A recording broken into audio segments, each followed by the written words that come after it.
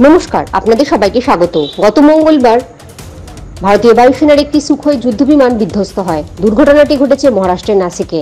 আপনাদের জানিয়ে রাখি, এখন ভারতের হাতে 270টির বেশি এই যুদ্ধবিমান রয়েছে। ইতিমধ্যে হ্যালের তরফ থেকে এই যুদ্ধবিমানগুলিকে আরও আধুনিক করা হচ্ছে বিভিন্ন পরিবর্তন করে। যে বিমানটি ক্র্যাশ করেছে সেটিতেও পরিবর্তন করা হয়েছিল।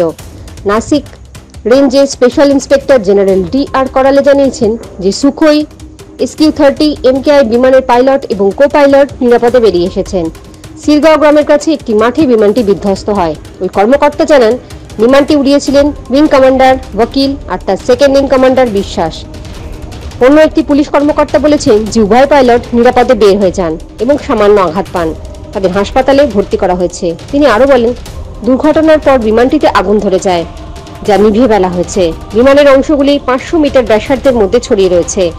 ভারতীয় বিমান বাহিনী, HAL সিকিউরিটি, HAL টেকনিক্যাল ইউনিটের দলগুলি সাইটটি পরিদর্শন করছে। রাশিয়ান সুখোই 30 MKI ভারতীয় বায়ুসেনার সবচেয়ে শক্তিশালী বিমান বলে মনে করা হয়। ভারতীয় বিমান বাহিনী 272টি সুখোই Su-30 MKI রয়েছে। এই বিমানটিতে 2টি ইঞ্জিন, 2জন পাইলটের জন্য আসন রয়েছে। এর মধ্যে কয়েকটি বিমানকে সুপারসোনিক মিসাইল ব্রহ্মোস উৎক্ষেপণের জন্য আপগ্রেড করা হয়েছে। সুখোই বিমান 3000 কিলোমিটার পর্যন্ত আক্রমণ করতে পারে, যদিও এর ক্রুজ পরিসীমা 3200 কিলোমিটার পর্যন্ত এবং যুদ্ধের ব্যাসার্ধ 1500 কিলোমিটার। ওজনে ভারী হওয়া সত্ত্বেও এই ফাইটার প্লেনটি তার উচ্চ গতির জন্য পরিচিত। ঘন্টায় 2100 কিলোমিটার বেগে আকাশে উঠতে পারে এই বিমানটি।